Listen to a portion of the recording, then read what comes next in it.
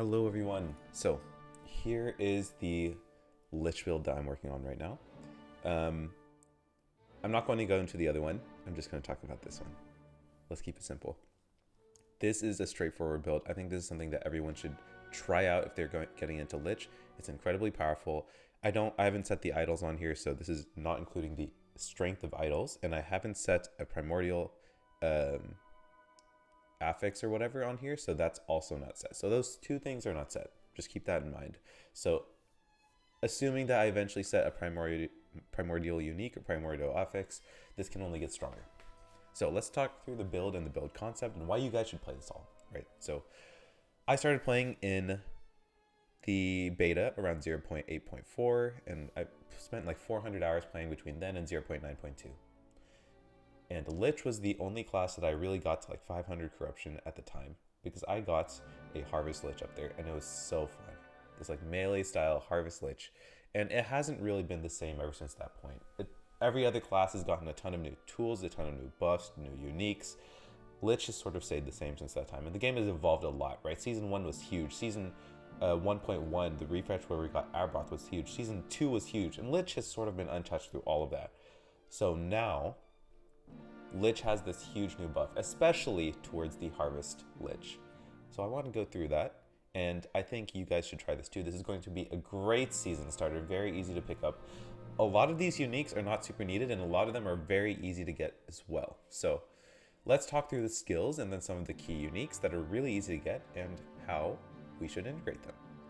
So Flay is going to be our skill of choice. Like Harvest, it is a melee skill that has a spell component, but it scales off of dexterity and intelligence. The dexterity adds to the base damage. Every point of dexterity gives 2 base damage, and every point of intelligence gives 4 increased damage. So since it scales off of 2 skills, it has a lot of scaling potential, and it has 200% added damage effectiveness. So it does a really good amount of melee damage. And we are using Flay, 1 for its damage, so we're taking the hit damage wherever possible. We're turning it into necrotic because our harvest is necrotic. As you can see, all of our skills are necrotic. But we're using it, we are equipping a dagger, so we're taking the extra attack speed with it, but we're using it to give us chaos bolts. 1 chaos bolt per, 1% chaos bolt chance per maximum mana. I should have like around what they're saying, 250 maximum mana or 300 maximum mana, so I should be sending out 3 chaos bolts every time I flay. And the reason why I'm doing that is because my chaos bolts are triggering harvest with a 1% chance per dexterity, and I'm going to be around 90 to 100 dexterity on this build. So considering I have that much dexterity, each chaos bolt will trigger a harvest, and there is a maximum of 3 times per second. So as long as I am doing Flay like once or twice per second, I'm going to be hitting this max. I'm going to be hitting it very easily. I'm also doing the additional Rip Blood and Bone Curse stuff, but just because it's free, right? Just because it's free, it's additional damage, it's additional hits. I don't really care about anything else on the Chaos Bolt tree. I'm not scaling spell damage that much. So Flay is triggering Chaos Bolts, which is triggering Harvest. And Harvest has a lot of more damage multipliers in it. So Harvest, as you can see, is intelligence and dexterity and melee. So it scales 2 points per dexterity, 2 points of melee damage per dexterity, and 4% increased damage per dexterity. It's pretty strong, but unfortunately it only has an added damage effectiveness of 70%. This is unfortunate, but it does have a lot of more multipliers, and 52% over here from Symbol of Lost, and 90%, up to 90% with Death Inside. So we're applying our ailments with Chaos Bolts. We're using it to get Ignite. We're getting Damned from our other skills, and then we're getting Bleed from Harvest. So we're using all of those to get different ailments up. And let's see, 15 to 90. So we need 6 unique ailments up. Bone Curse will count, our other curses will count. So we're trying to get to 6 unique ailments to get the 90% more damage multiplier with this, right? It also has a good amount of base crit chance and then global increased crit chance and crit multi. So very powerful skill here. A lot of increases in damage. Otherwise, the stuff down here is more if you're manually casting it, it's pretty good. But it's not something that we're going to be worried about. So Harvest is just purely our damage skill. We're having a little bit of utility with mana restoration and then global crit chance and crit multi, but that's the idea of the build. This is just the bones of the build. There is going to be optimization on it. Please optimize it as you guys are playing it, but this is just the bones of how it's going to play out. Death Seal has been changed, so we can now keep our ward, and we get damage reduction equal to 50% of the missing damage or missing health that we have. So its tree has changed a little bit. We are not going to be taking Deadlock for reasons, because we don't need to worry about being low life. But we are taking Death Wave damage, Death Wave on Reap or Evade. So we're going to be using Reap as our movement skill instead of Transplant. Normally we would run an unspec Transplant. And then we're going extra points into Duration, and then eventually into Death Wave damage per dam stacks with a maximum benefit of 400%. So when we damage ourselves, we get a little bit more damage, and we also have a chance to shred necrotic resistance. So this is our necrotic resistance shred over here, and then we're just going down into the more damage just so we can get to more hit damage to poisoned enemies, which you will see we're taking later, right, in Reaper form. So Reaper form hasn't changed at all. Literally, this is the stock standard Reaper tree, except now we're going into Pestilence. So we are poisoning people with our Reaps, and that is giving us the increased damage over here on our Death Seal. It's only 1 point. We want 1 point into Mark of Death chance, just because Mark of Death is a pretty strong curse that shreds, or I believe it reduces resistances by 10% across the board or something like that. The flat necrotic damage is nice, but you know, we're getting flat damage elsewhere, right, from our dexterity. So that's our skills. Then let's talk about uniques. All of these are not necessary. So what will be nice is Executioner's Tithe. It'll give us crit chance, which is nice. Until this point, we can just use like any other one-handed axe until this point. It doesn't do anything in particular that's crazy for us. It'll just act as a mana battery when we occasionally cast Harvest when we're low on mana to get a ton of mana back. Otherwise, we are literally just using it for the base necrotic damage, increased necrotic melee damage, and base crit chance. It's just generically good for us, right? And it's a new item, so I wanted to play with it. The more important thing is actually Trader's Tongue. So Trader's Tongue, you won't have it at the start, but you do want to get at least a 0 LP version of this pretty soon, because it gives up to +4 to your Harvest and +4 to your Flay, right? Because both of them are dexterity and intelligence skills, and you can get +2 to both, so pretty huge there. It also gives up to a 13% critical strike chance, which is flat, by the way, if it's equipped on the offhand, which it is. So it's a ton of stats. I think as soon as you get into monoliths, empowered monoliths, you really want to be looking for a Trader's Tongue. If you can get like a 0 LP version of it, that's very strong. So this is our first required item. From this point, nothing is required. Nihilus is probably best in slot because it gives +2 to all levels and skills. It gives a bunch of good things. You can probably use Pearls of the Swine instead, but you know, it's pretty good stat-wise. It's relatively easy to farm. All you have to do is be Aberoth, right? Dominance of the Tundra. This is not required. There is a different thing that's pretty nice. So Dominance of the Tundra comes with reduced bonus damage taken from critical strikes, which we don't have on our gear, and it comes with up to 60%. So that's kind of why we want to do it. And considering we're going to be using Evade a lot, the 25% increased Evade distance, because we're only using Evade and Reap for our movement, will be very strong, right? But Bone Clamor does synergize with our stats a little better. We do want intelligence and dexterity. And so it is nice. The extra ward per second is nice, but that's just what we would really want to run if it wasn't for what we're running already, right? So if it wasn't for Dominance of the Tundra, we'd want to run Bone Clamor.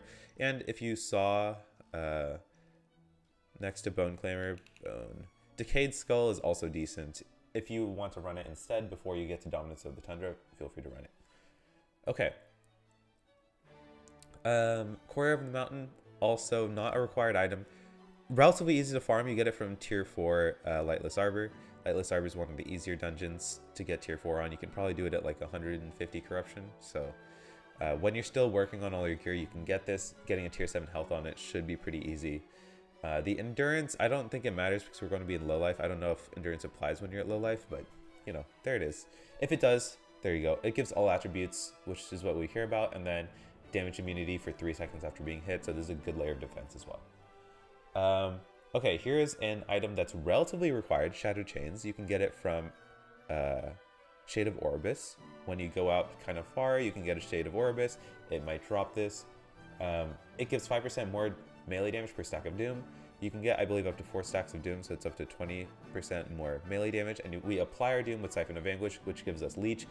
It also drops from Shade of Orbis. It drops at a very high or low LP rate, so it's easy to get with 2 LP. So these two are like a required item pair. You don't really have a reason to run Siphon of Anguish without Shattered Chains, and you don't have a reason to run Shattered Chains without Siphon of Anguish. So remember that. Keep that in mind. These are a pair. They come together. They are a big source of damage increase. More damage, it'll just be really good. And then finally, Vion's Chariot. We're building a lot of move speed anyways. So we're using increased damage per 1% increased move speed. This will be very powerful. It gives all res, all armor. You farm it from the arena, and you can get it at lower arena tiers. So all we need to get is a 1 LP. It's pretty good, and you just want to put a tier 7 move speed on here. So pretty good. I don't know if you can make this primordial because it's on a unique already. So if it needs to be on an exalted, we wouldn't make this primordial. But if we have the option to, a primordial tier 7 increased move speed could be insane. But I think primordial is a sealed affix on an exalted, so I don't think that's a thing. So finally, those are pretty much all of our uniques. Probably going to get a Grimoire of Necrotic Elixirs at 4 LP at some point, right? So this will eventually go on my build. But until then, I can run any good statted relic, maybe with these 4 affixes, ideally, is going to be it. And then if I ever get a 4 LP, you know, we get a little bit of free vitality and health. So it's just good, right? And then Eternal Gauntlets, right? We're taking this for the armor mitigation and plus damage over time. We have a relatively decent amount of armor with 6,600, so this should give us a lot of damage over time mitigation. We also have an additional 10% from our passives, which I will go over. So very powerful set of gloves. It's going to be hard to find this exact set, but these 4 affixes are relatively what I want to take. With the tier 5 reduced bonus damage taken from critical strikes and the dominance of the Tundra, this should lead, if I check my defenses, yeah, it's 90%. So we are pretty much negating critical strike chance. So we should be in a good spot. Okay, so yeah, and then damage over time, 29%. So we're going to be in a good spot, right? We're also taking Red Ring. This is just an eventuality. Until then, we run a good Exalted Ring. The reason why we're taking Red Ring is because we're dual maxing stats anyways. We want Dexterity, Intelligence, and Vitality, and then Strength is always good for us. So we already are going to be getting to the stat cap for the all attributes thing, the 10% less damage taken. So it's a good source of less damage taken, and it gives us a bunch of stats that we care about, right? We want dodge rating because we are a dodge build. As you can see, we have 30% dodge, and we want all attributes, we want all res. So this is just a good ring. Until then, we can just run any really good Exalted Ring. Like I said, I'm going to be playing COF. This is an eventuality. It's not something that's like I'm going to have to worry about, right? Okay, so that is the build in terms of items, in terms of skills. Let's talk about passives really quick. I'm not going to go over all the passives. I'm just going to go through the keystones and the things that have changed. So over here we have Crimson Gluttony. We're getting 5% missing health gained as ward per second. So 5% over here, an additional over here, mind over body, an additional 5% missing health gained as ward per second over here. So we want to be stacking max HP to get our missing health. We have a good amount of max HP, 3,891. So we should be generating a lot of ward per second. It won't be listed here on this team planner because it's missing health. So it's hard to show that on a planner, but it'll be a lot, right? Next, we're taking Corrupted Form. This is a new node. Our health and ward cannot exceed a maximum of 50%, but we get 30% more health. So what does this do for us? We go from 100 health to 130% health. Great. And then we cut that in half, so from 130 down to 75. So we do have less health by taking this. However, we always count as low life, which means we always get the low life benefit from Dance of Death, which means that in our Death Seal, right, if I mentioned this before, in our skills, in our Death Seal, we don't need to take Deadlock, right? Deadlock gives us, it puts us into low life, which is what's important for us. But since we always get to be in low life, we don't have to worry about it. So we're always going to get armor per 10 missing health. That's a flat amount. Obviously, we could take this to be in low life, but honestly, not something I'm really considering doing right now. So you could take it to do a little bit, to be a little bit tankier. Yes, that's possible. But you no longer get the more damage, which was associated in Death Seal with missing health. So there's no reason to do that anymore. Back to the passives, the important ones. Another new one, less damage over time taken, 20%, and then it goes straight to my health rather than my ward, so I can leech it up while my ward remains there to negate hits. So it's pretty powerful. And then delayed hit damage from bosses and rares. We've seen this on the Uber Unique. We've seen this on the blood, the gloves, the blood that gives you like spell critical strike chance. It's a pretty good stat. It makes you a lot tankier. Even 10% over here is very valuable. So we're going to take the 5 points in it to make us a good bit tankier. Other than that, we are taking the Executioner for dual wielding. So you can't dual wield until you get this. So you don't even have to worry about having your Traitor's Tongue in your offhand until you take this. And then Instruments of Death, we're getting a free 10% move speed. That's 10% increased damage over there, and a free 10% more damage with an axe. So pretty good. We don't have the ward per second with the Catalyst, but that's fine, right? That's fine. Ageless Aesthetic, always good. We're taking all the intelligence stuff with Mind Over Body. We're not going into Extricating Insight because we don't really care about the elemental penetration. We do like the intelligence, and we have 4 extra points, so we might put it there in the late game. But we're going fully into critical strike chance and attack speed over here to get crit multi, and then crit multiplier granted as ward on crit. So this effect triggers 3 times per 2 seconds. We should be maxing that out every time. So we want to stack crit multi to get more ward as well. So crit multi into ward is something very valuable for us. So you're going to see us take crit multi wherever possible. Okay, so those are the important nodes over here.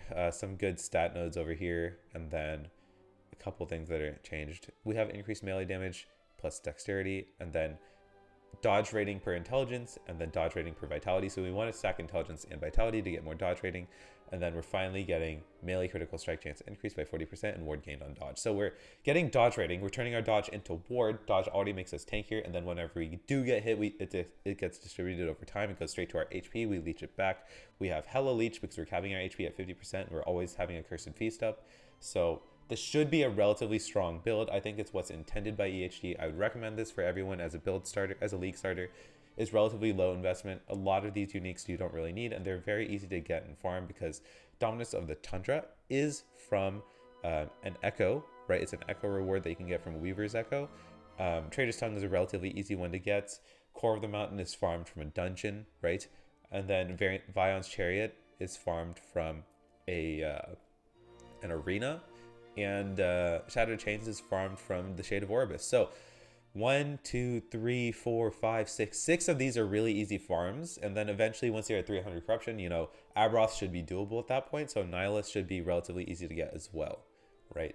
I don't think Abroth is a super high bar anymore. So this should be an item that's really easy to get as well. So 1, 2, 3, 4, 5, 6, 7 items that I would consider to be relatively easy to get. I don't know how easy Executioner's Scythe will be. I can't, like, there's too much text on this. I can't read it. But yeah, so 70 of these items should be really easy. Red Ring is the only Red Ring, and the tier 4 Grimoire of Necrotic Elixirs are the only stretch goals here. So yeah, definitely recommend doing that. For our blessings, we're going to do mana, because mana, remember, synergizes with our Chaos Bolts, armor, dodge, all res, and crit multi. So pretty straightforward blessings right there. And then idols, I just put a couple of examples here that might be useful. Vitality is something that's very valuable for us, right? Because we're turning vitality into dodge rating, and it's also equal to health and some resistances. So vitality is always good. And then increased damage while transformed and less damage taken over time, and increased movement speed are all really good things for us. So if we can get that as a priority, and then these humble weaver idols as like a secondary, we should be good. There might be better ones to get, but as a basis, these should be relatively easy to farm out from the woven echoes, and I think they're called, I forgot what they're called. The tomes and cemeteries, right? That's what it's called. So strongly recommend this as a league starter. This is what I will be league starting.